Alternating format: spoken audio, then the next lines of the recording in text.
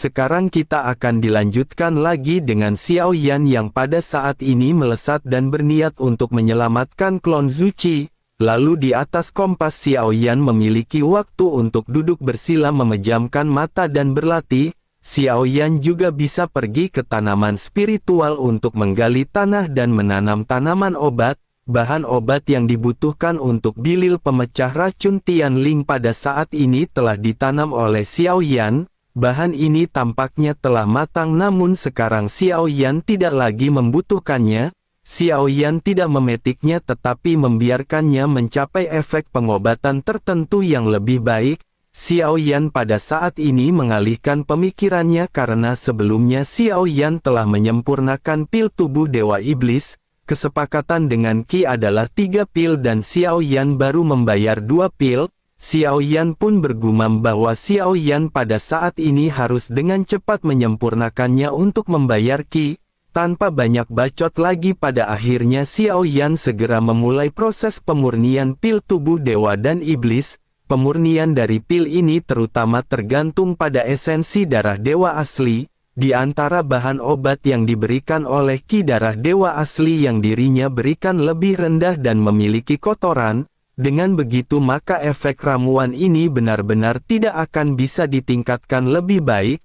Xiao Yan bisa menggantinya dengan darah dewa asli dan sesungguhnya darah ini bukanlah darah esensi dari dewa asli. Ini hanyalah setetes darah yang tidak akan membahayakan tubuh Xiao Yan. Namun dengan kualitas darah Xiao Yan pada saat ini pil tersebut benar-benar akan dimurnikan ke tingkat yang berbeda. Xiao Yan pun bergumam bahwa Xiao Yan akan memurnikan pil tubuh Dewa Iblis yang lebih baik. Dengan begitu maka di mata Qi level alkemis Xiao Yan akan baik-baik saja. Xiao Yan pun tanpa banyak bacot lagi segera mengulang apa yang pernah sebelumnya dilakukan oleh Xiao Yan. Xiao Yan tahu urutan dari bahan obat ini dan proses pemurniannya secara alami jauh lebih mudah. Dalam kehampaan hanya seberkas api yang terlihat bergerak menuju ke kejauhan. Dilihat dari slip batu giok yang diberikan oleh Yu Yan, tempat ini masih agak jauh dari sekte boneka dewa yang dicari Xiao Yan. Tetapi selama periode ini hal tersebut memberi Xiao Yan cukup waktu untuk menyempurnakan ramuannya. Selain dari pil tubuh dewa dan iblis ada juga pil naga sejati 9 yang dipercayakan oleh nomor 4. Sementara itu untuk pil racun nomor 6 pada saat ini Xiao Yan sama sekali tidak ingin mengeluarkannya dari batu giok khusus atau suyu. Xiao Yan juga tidak lagi terfikiran untuk membantu memurnikan pil dari nomor 6. Sementara itu di sisi lain di sekte boneka dewa terlihat rantai besi yang menghubungkan peti mati yang tidak terhitung jumlahnya. Tergantung di bawah peti mati ini adalah bintang yang berbentuk aneh. Bintang besar ini sesungguhnya diukir dan tampak seperti tengkorak yang sangat besar. Sosok-sosok yang melintas juga pada saat ini menggeret peti mati di belakang masing-masing. Terlihat pada saat ini sebagian besar orang berkumpul di atas dari skeleton star atau tengkorak bintang. Ada sebuah altar di sini dan di altar tersebut terlihat adanya lautan darah yang melonjak. Peti mati berwarna merah darah melayang di dalamnya dan di sekitaran altar ada 7 hingga 8 sosok yang terlihat duduk bersila. Mereka membuat segel tangan masing-masing seolah-olah sedang memurnikan peti mati. Salah seorang di antara mereka segera berkata bahwa tubuh ini mengandung aura dunia yang kaya. Jika berhasil dimurnikan seiring dengan berjalannya waktu dirinya pasti akan menjadi salah satu raja mayat boneka dewa. Begitu mereka menemukannya mereka telah menghentikannya dengan racun iblis dan membantainya. Butuh jutaan nyawa untuk menekannya. Roh jahat ini sudah cukup untuk membuatnya kehilangan kecerdasan. Begitu selesai berbicara sosok ini segera menoleh ke arah sosok lainnya dan berkata bahwa masing-masing di antara mereka telah mengorbankan boneka dewa. Selama sosok ini bisa dimurnikan itu pasti akan menjadi salah satu dari 10 boneka dewa di sekte mereka yang terkuat. Sosok-sosok ini segera sedikit mengangguk sebelum akhirnya kembali mengalihkan pandangan mereka ke arah peti mati. Setelah cukup lama pada saat ini terdengar ada raungan rendah seperti raungan binatang buas keluar dari peti mati. Ketika mendengar suara ini, pria yang merupakan pemimpin pada saat ini terlihat bahagia. Sosoknya berteriak bahwa tampaknya ini sudah selesai. Jika begitu permasalahannya, maka sosok ini pasti akan menjadi boneka dewa terkuat miliknya. Bersamaan dengan hal tersebut, di kejauhan sosok Xiao Yan pada saat ini mengerutkan kening. Xiao Yan menyadari sesuatu yang salah dan Xiao Yan pada saat ini bergumam bahwa tampaknya Xiao Yan sudah terlambat. Xiao Yan masih bisa memiliki ingatan yang berbintik di benaknya dan Xiao Yan hanya bisa melihat genangan darah di hadapannya. Xiao Yan menyadari bahwa vitalitas klon Zuchi pada saat ini menghilang dengan cepat. Xiao Yan pada akhirnya tidak lagi memiliki pilihan lain selain terus fokus untuk menyempurnakan proses pemurnian bahan obat. Tetapi meskipun begitu, Xiao Yan pada saat ini berpikir bahwa selama Xiao Yan masih ada, Xiao Yan yakin dengan keberuntungan klon Zuchi dirinya tidak akan mati dengan begitu mudah. Bagaimanapun juga Zuchi adalah salah satu reinkarnasi dari Yang Mulia. Xiao Yan pada saat ini hanya bisa menghela nafas dan setelah waktu yang tidak diketahui berlalu, aroma obat yang kuat melayang dari atas kompas. Begitu jarak semakin jauh, aroma obat juga pada akhirnya menarik banyak perhatian. Banyak sosok yang pada saat ini mengikuti Xiao Yan dari belakang kompas di kejauhan. Namun sosok-sosok ini bukanlah manusia melainkan sekelompok nyamuk iblis. Jumlahnya juga ada beberapa ratus dan secara bertahap jumlahnya terus-menerus meningkat. Yang lebih mencengangkan lagi adalah bahwa masing-masing nyamuk iblis ini memiliki ukuran ratusan meter. Ribuan nyamuk ini sudah cukup untuk membuat seorang keabadian kaisar gemetar ketakutan. Kawanan nyamuk iblis ini mengejar Xiao Yan dengan kecepatan yang cukup cepat. Namun meskipun jaraknya jauh, Xiao Yan bisa mengetahuinya dari kesadaran spiritualnya di dalam perjalanan.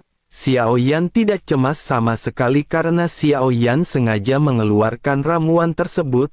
Ini memang tujuan Xiao Yan untuk menarik perhatian banyak sosok agar bisa membantu Xiao Yan. Xiao Yan bergumam bahwa Xiao Yan awalnya ingin menarik beberapa orang yang tamak, tetapi Xiao Yan tidak menyangka bahwa Xiao Yan akan menarik monster-monster ini. Jika begitu permasalahannya, maka Xiao Yan akan membiarkan mereka semua mengikuti Xiao Yan untuk menghancurkan sekte boneka dewa.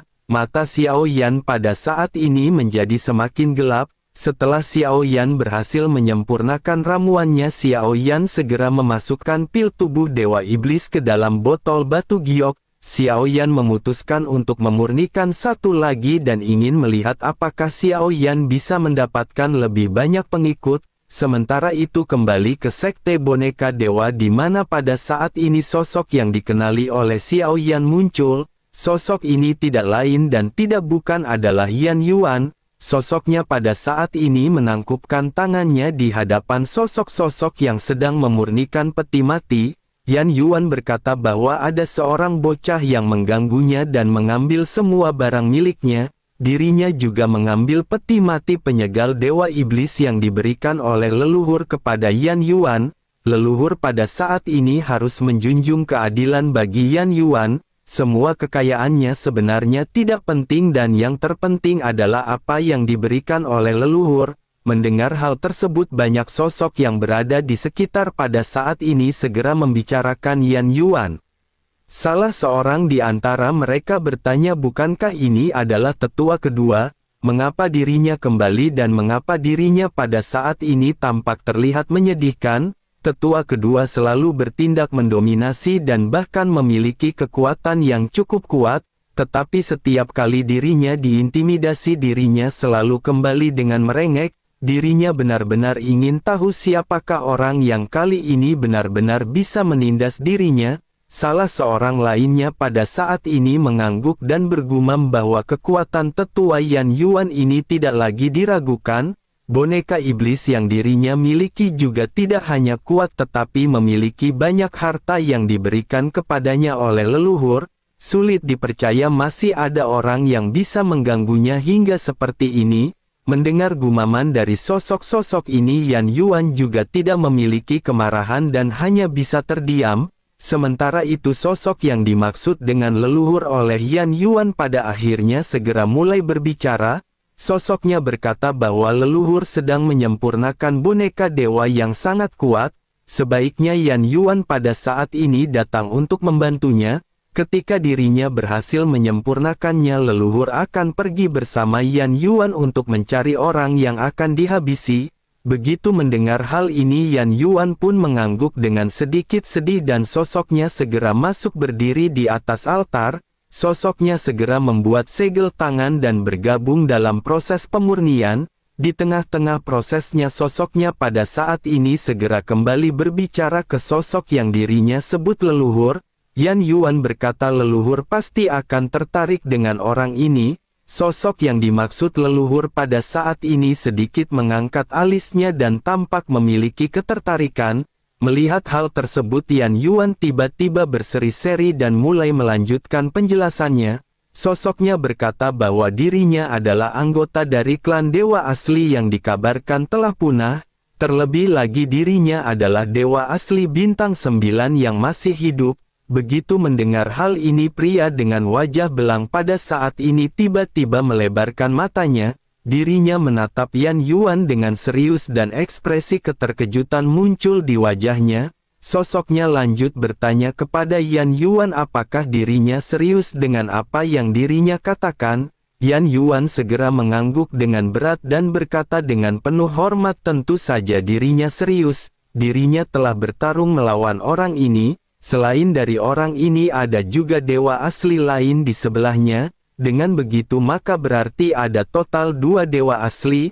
Orang yang merampok Yan Yuan ini tentu saja cukup kuat, tetapi jika dibandingkan dengan leluhur secara alami kekuatan mereka jauh berbeda. Menanggapi hal tersebut, leluhur di hadapannya pada saat ini seketika sedikit mengangguk. Sosoknya bergumam bahwa dengan 2 anggota baru dari klan dewa asli sepertinya dirinya benar-benar akan kembali mendapatkan keberuntungan.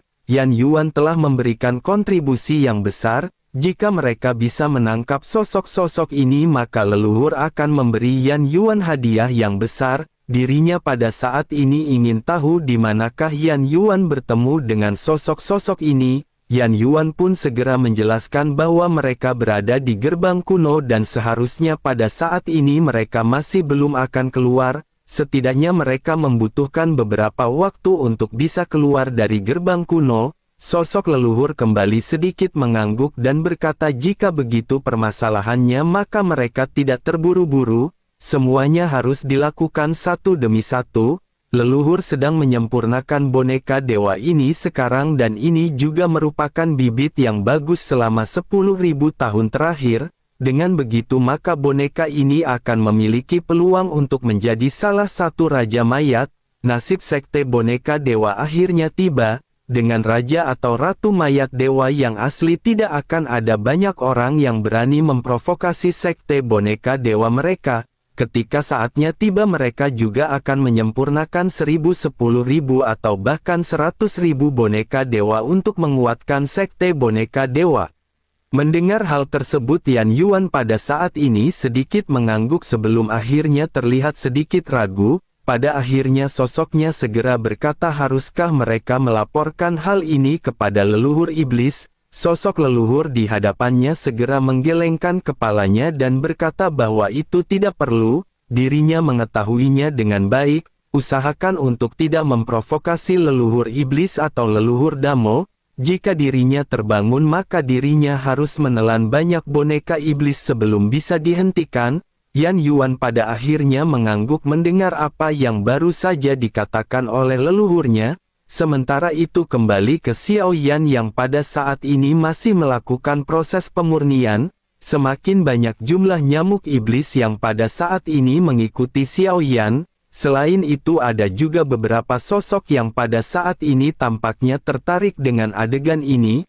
Mereka tampak bingung mengapa nyamuk-nyamuk ini berkerumun dan mengarah ke satu arah.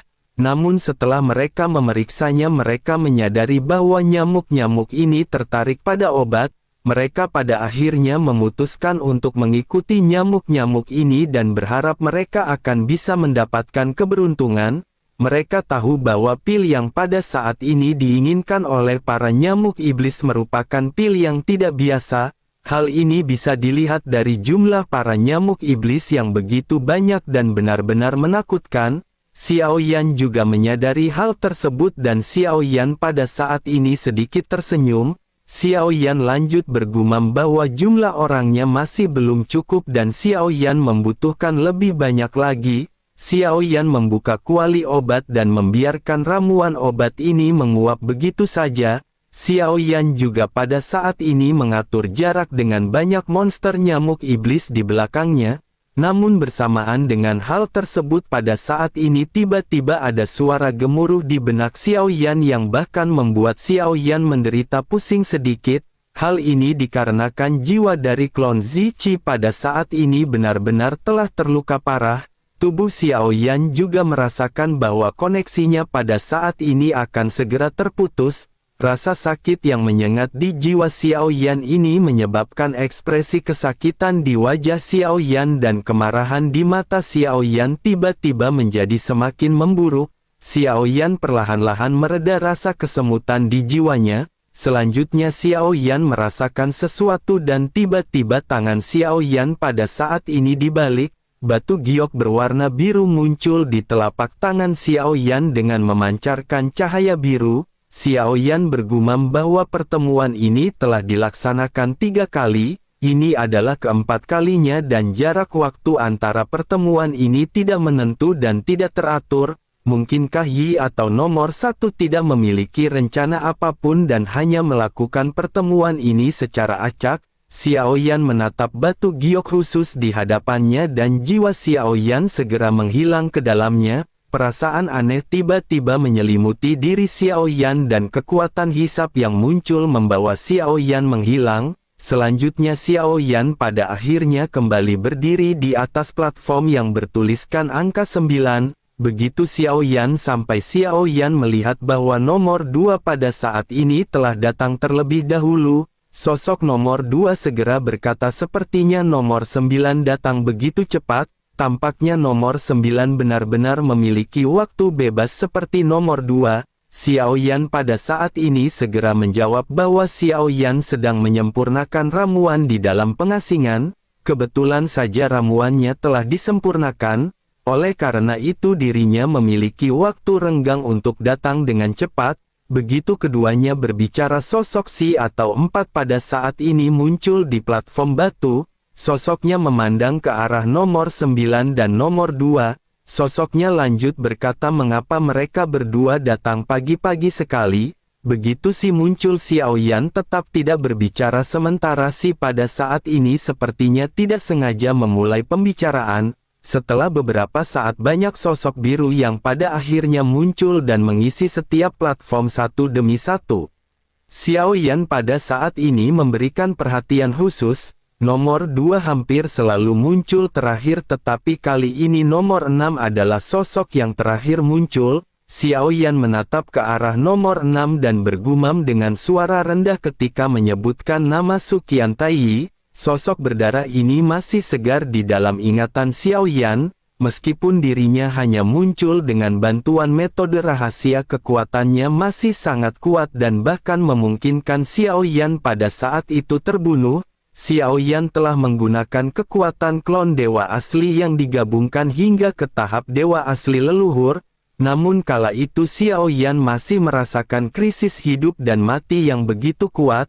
Xiao Yan benar-benar tidak bisa memikirkan kekuatan apa yang dimiliki oleh Su Qiantai atau mantan Raja Taixu. Bersamaan dengan hal tersebut nomor 1 pada saat ini segera mulai berbicara. Sosoknya berkata bahwa semua orang telah berada di sini. Dengan begitu maka pada saat ini sudah waktunya bagi mereka untuk mengobrol. Nomor 2 pada akhirnya segera membuka pembicaraan bahwa selama periode waktu ini dirinya masih terus mengejar jejak dari bayangan hitam. Sebaiknya dirinya pada saat ini memberitahu mereka sesuatu karena selama periode waktu ini dirinya telah berhasil menghabisi bayangan hitam. Dirinya juga mendapatkan beberapa petunjuk tetapi hal ini berbeda dari dugaannya. Bayangan hitam ini tidak memiliki tubuh fisik dan hanyalah roh. Roh ini juga tidak memiliki ingatan dan bahkan tidak bisa dikatakan sebagai jiwa, karena mereka bukan jiwa maka nomor 2 pada saat itu tidak bisa melakukan pencarian jiwa.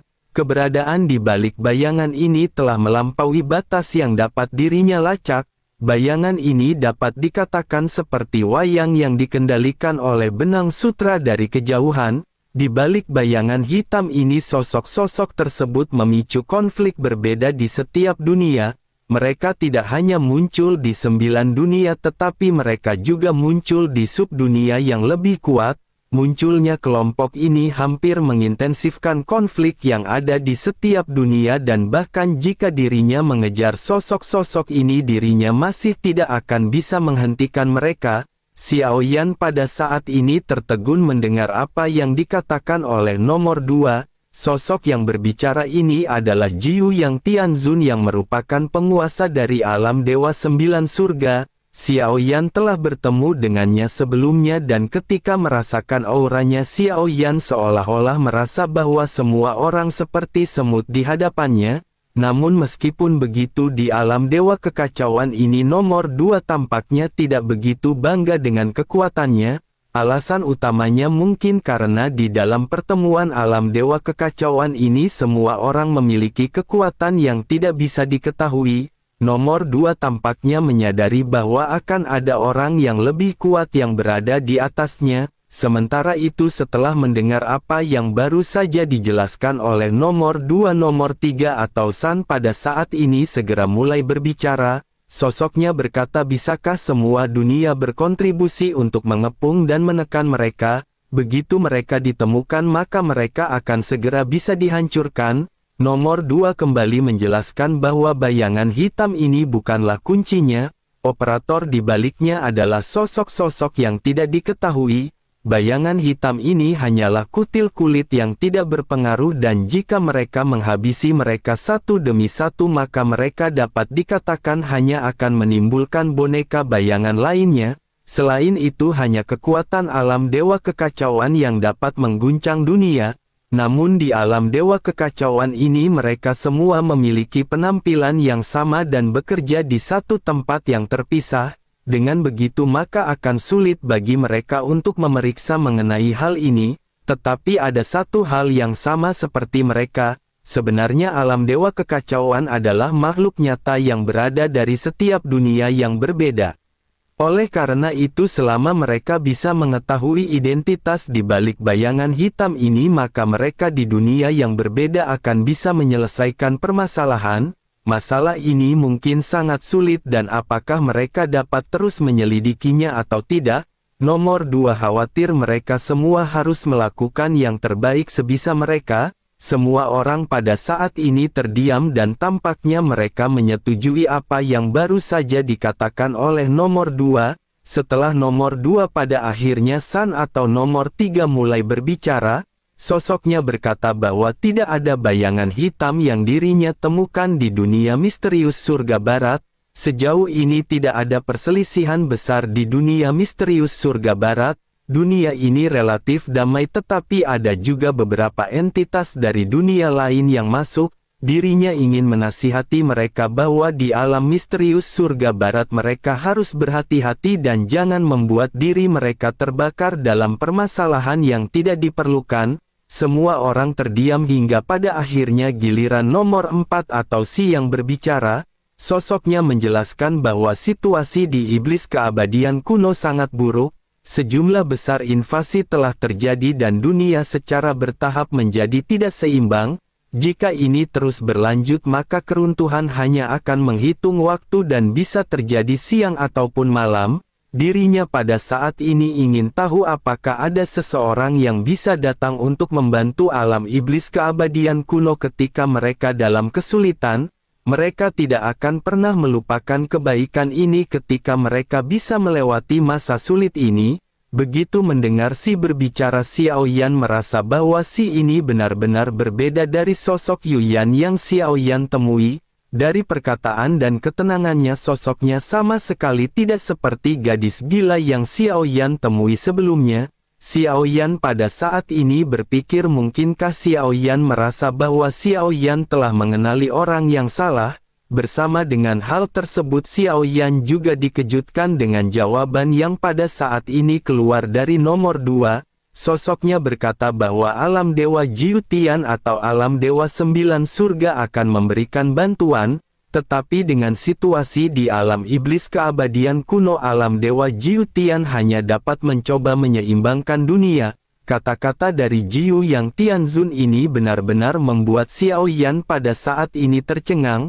Pada saat Xiao Yan bertemu sebelumnya, sosoknya tampak terlihat takut di hadapan Yu Yan. Xiao Yan tidak menyangka bahwa Jiu yang Tianzun akan bersedia membantu di sini. Nomor 4 juga pada saat ini segera mengucapkan terima kasih kepada Jiu yang Tianzun atau nomor 2. Pertukaran di antara keduanya ini benar-benar membuat Xiao Yan pada saat ini sedikit bingung. Xiao Yan bertanya-tanya apakah sesungguhnya hubungan di antara mereka berdua. Apakah ketakutan dari Jiu yang Tianzun sebelumnya terhadap Yu Yan adalah sebuah kepalsuan? Ataukah mungkin nomor 4 ini bukanlah sosok Yu Yan? Sementara itu di sisi lain nomor 5 pada saat ini segera mulai pembicaraan. Sosok 5 atau Wu berkata bahwa dunia pegunungan dan lautan juga memohon bantuan dari semua pihak yang mampu membantu. Perselisihan sipil semakin serius dan genosida skala besar telah terjadi.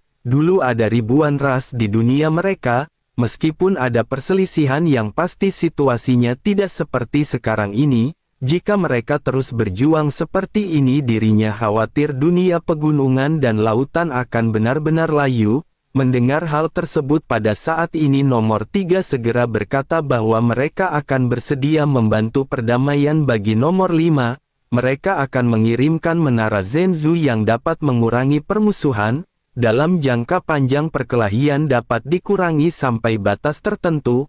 Wu atau nomor 5 pada akhirnya segera mengucapkan terima kasih kepada nomor 3. Pada akhirnya giliran nomor 6 berbicara dan Xiao Yan pada saat ini menoleh untuk melihat sosok biru di kejauhan. Nomor 6 pada saat ini tanpa ragu segera berkata bahwa dunia sensi diserang oleh Taiksu dan menggunakan metode seperti ini untuk menjarah dunia. Mereka pantas dihukum dan perilaku seperti itu harus dihentikan. Oleh karena itu dirinya berharap semua orang pada saat ini akan membantu sensi. Xiao Yan seketika dikejutkan oleh ucapan Liu dan benar-benar tidak menyangka bahwa Liu membuat pernyataan seperti itu. Nomor 1 telah dengan jelas memberitahu Xiao Yan bahwa identitas Liu adalah mantan Raja Taiksu yakni Su Qiantai. Jika nomor 1 tidak mengatakan hal ini kepada Xiao Yan, maka Xiao Yan mungkin akan benar-benar mengira bahwa nomor 6 ini adalah anggota dari sensi. Xiao Yan pada saat ini memiliki ekspresi yang gelap dan bertanya-tanya apakah sesungguhnya yang ingin dilakukan oleh Su Qiantai. Pikiran Xiao Yan pada saat ini berpacu dan mengingat semua yang telah terjadi sebelumnya. Seharusnya tidak sulit bagi Xiao Yan untuk menebak jawabannya. Xiao Yan pada akhir bergumam di dalam benaknya bahwa orang ini dan Taiksu sepertinya tidak sepenuhnya berada di jalur yang sama. Bahkan jika Taiksu ingin menyerang sensi, sepertinya Su Qiantai tidak akan membiarkan Taiksu pergi dengan begitu lancar.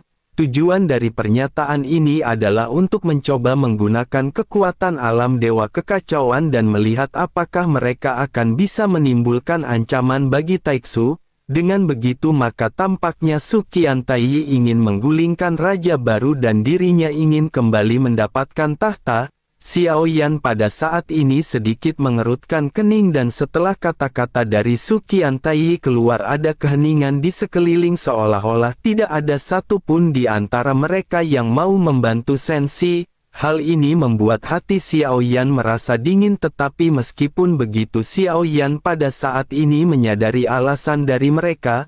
Meskipun Xiao Yan tidak tahu apakah ini terjadi karena mereka tidak mau atau karena mereka waspada terhadap Taiksu dan sensi, namun Xiao Yan bisa menebak alasan utamanya yang mungkin adalah karena ini merupakan pertarungan antara dunia Taiksu dan sensi. Meskipun Taiksu adalah pihak yang menyerbu, perang yang terjadi pada akhirnya jauh lebih tragis jika dibandingkan dengan konflik dunia lain. Setelah keheningan bertahan lama, sosok 6 juga pada saat ini tidak berbicara dan dilanjutkan oleh nomor 7.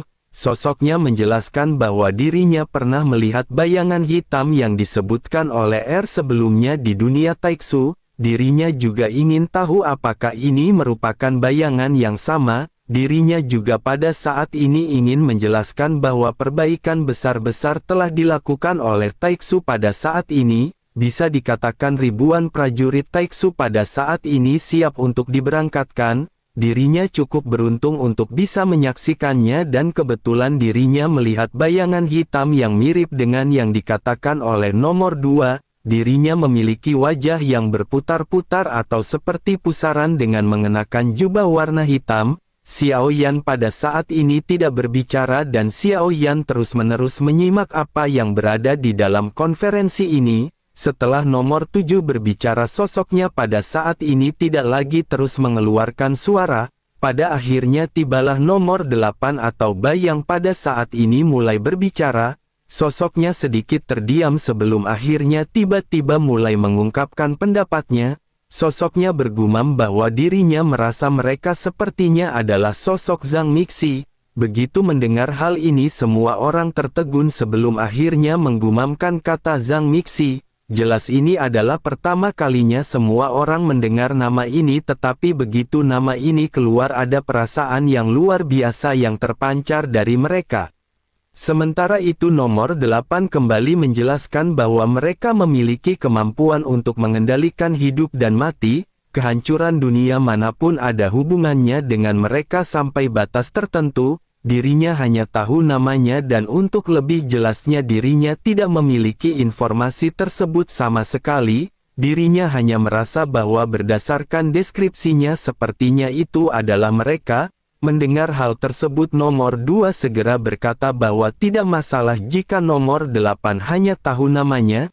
Dirinya juga bisa memulai menyelidikinya dari aspek ini. Semua orang pada saat ini hanya terdiam sementara nomor 8 juga tampaknya telah menyelesaikan perkataannya. Pada akhirnya tibalah giliran Xiao Yan. Xiao Yan cukup tertekan di setiap pertemuan alam dewa kekacauan. Bagaimanapun dengan kekuatannya saat ini Xiao Yan tidak bisa dibandingkan dengan orang kuat di alam dewa kekacauan.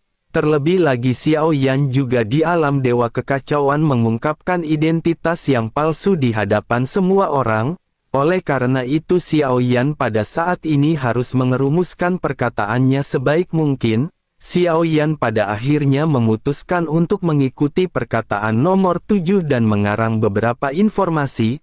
Setidaknya meskipun informasi ini benar atau tidak, hal tersebut tidak akan berdampak buruk pada Xiao Yan. Yang terpenting bagi Xiao Yan pada saat ini adalah menjaga identitasnya dari setiap orang. Xiao Yan pada akhirnya bergumam bahwa wajah yang seperti putaran yang dikatakan oleh nomor 7 memang muncul di Taiksu. Dirinya juga memberikan bantuan kepada Taiksu. Adapun apakah dirinya adalah Zhang Mixi atau penghancur Zhang, tidak ada cara untuk mengetahuinya. Mendengar hal tersebut nomor 2 pun segera bertanya apakah nomor 9 pernah berkomunikasi dengannya. Xiao Yan langsung menjawab bahwa sejujurnya Xiao Yan bukan lagi pemimpin Taiksu, oleh karena itu Xiao Yan tidak tahu banyak. Kata-kata Xiao Yan ini secara langsung mengungkapkan identitas Xiao Yan di alam dewa kekacauan. Orang-orang yang berada di sini adalah ahli top di setiap dunia dan dengan begitu maka mereka sedikit banyaknya mengetahui tentang dunia lain. Meskipun mereka belum menyatakannya dengan jelas tetapi mereka seharusnya cukup tahu untuk bisa menebak identitas Xiao Yan. Mendengar kata-kata Xiao Yan ini sosok Liu atau nomor 6 pada saat ini tentu saja tidak bisa duduk diam. Liu pada akhirnya segera bertanya kepada Xiao Yan, sepertinya Taiksu juga telah bersentuhan dengan kekuatan yang tidak terduga. Bisakah Xiao Yan memberitahu Liu secara detail bantuan apa yang diberikan kepada Taiksu? Mendengar hal tersebut Xiao Yan terus-menerus memainkan drama dan berkata bahwa dengan hubungan antara Liu dan Xiao Yan pada saat ini tidak nyaman baginya jika rahasia seperti itu terungkap. Xiao Yan pada saat ini benar-benar menolak alasan dari nomor 6 dan alasan Xiao Yan ini juga terdengar masuk akal. Bagaimanapun Sensi dan Taixu pada saat ini sedang terlibat dalam sebuah konflik.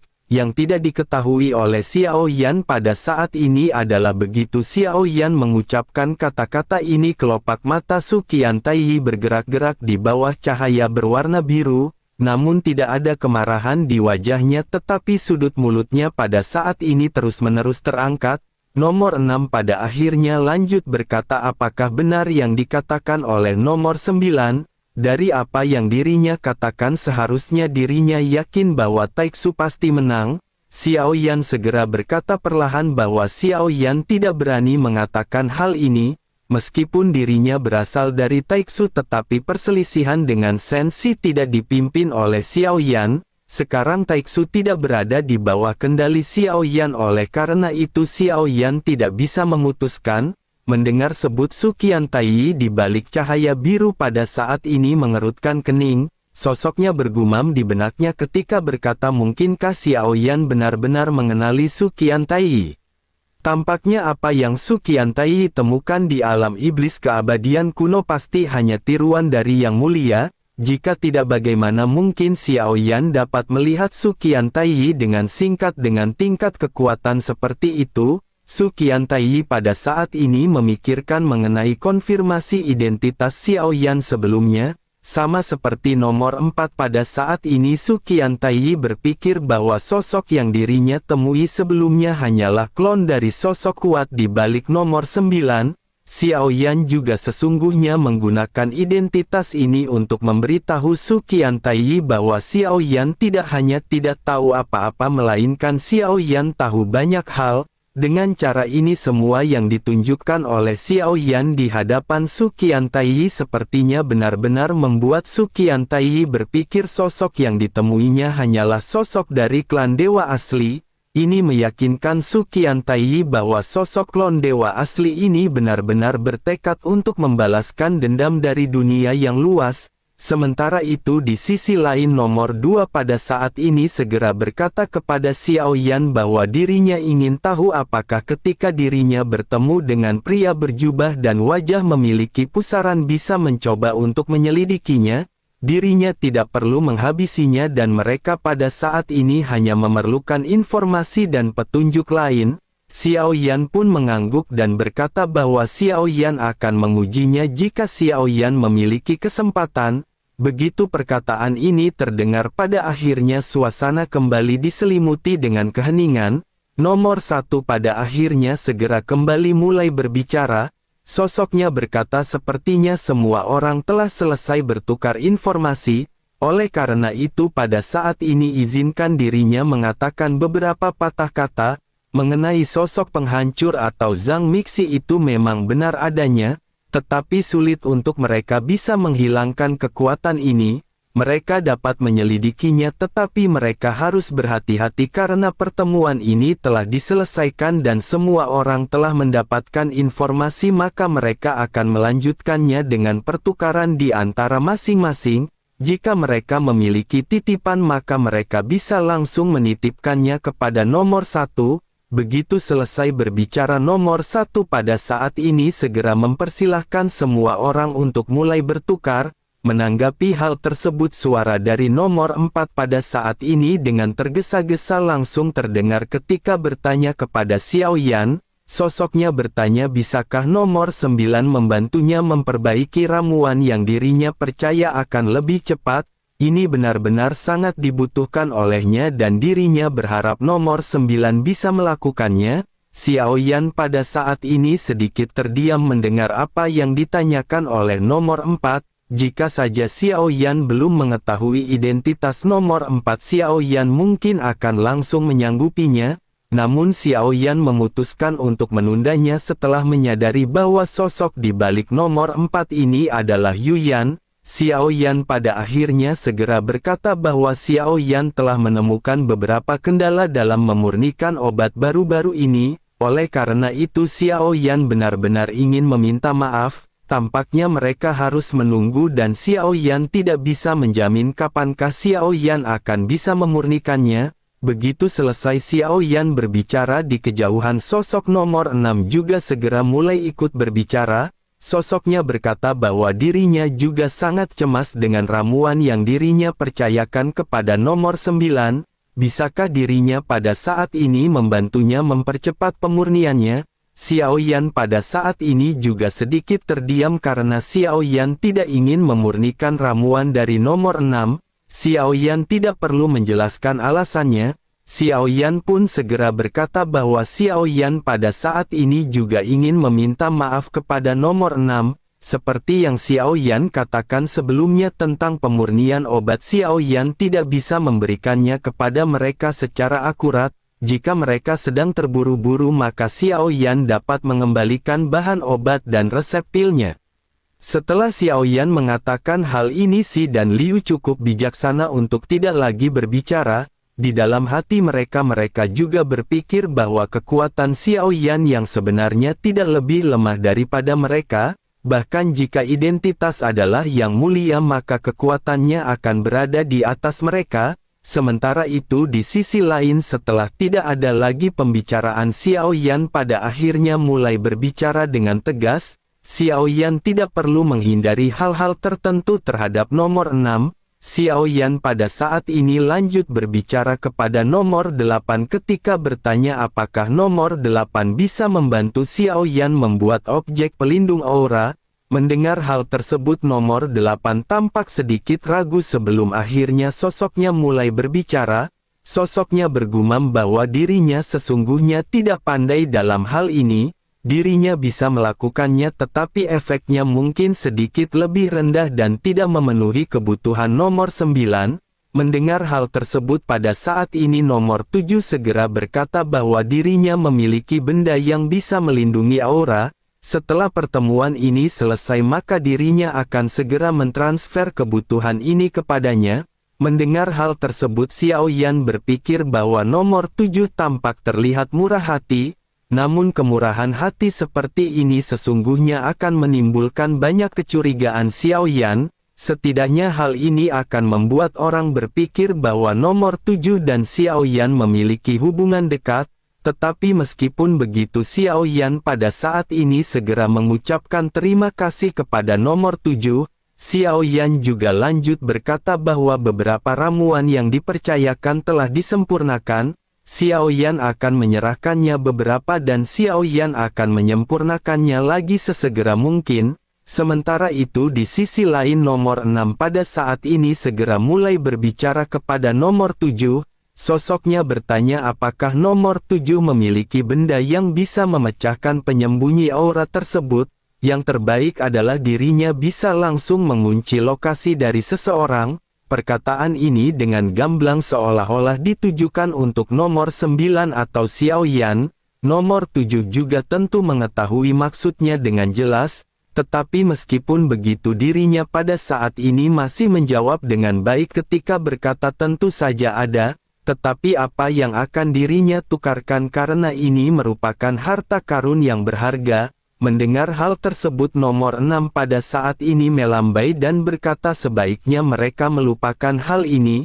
Dirinya tidak lagi tertarik dengan harta karun seperti itu dan dirinya pada saat ini tidak jadi bertukar. Sementara itu Xiao Yan pada saat ini milih untuk tetap diam mendengar apa yang dikatakan oleh Liu. Xiao Yan tahu apa yang dimaksud oleh nomor 6 tetapi Xiao Yan terlalu malas untuk menghadapinya. Keheningan pada akhirnya kembali menyebar dan melihat hal tersebut nomor 1 segera kembali berkata karena semua orang telah menyelesaikan urusannya masing-masing, semua orang pada akhirnya boleh pergi melanjutkan aktivitas mereka. Sosok-sosok ini pada akhirnya mengangguk dan satu persatu di antara mereka pada saat ini mulai menghilang. Tepat ketika Xiao Yan hendak pergi suara nomor 1 muncul sendiri di benak Xiao Yan. Sosoknya menjelaskan bahwa nomor 6 ingin berbicara dengan Xiao Yan sendirian. Xiao Yan pada saat ini juga bisa menolak dan bisa menerimanya. Xiao Yan pada saat ini sedikit terkejut dengan apa yang dilakukan oleh Su Qiantai. Pikiran Xiao Yan pada saat ini berpacu dan Xiao Yan terus-menerus membuat penilaian di dalam pikirannya. Xiao Yan juga pada saat ini tahu bahwa sepertinya Su Qiantai pasti belum mengetahui identitas Xiao Yan. Dengan begitu maka pasti akan ada tujuan lain yang diinginkan oleh Su Qiantai. Xiao Yan pada akhirnya memutuskan untuk menyetujui pertemuan yang diinginkan oleh Su Qiantai untuk membahas janda Tobrut.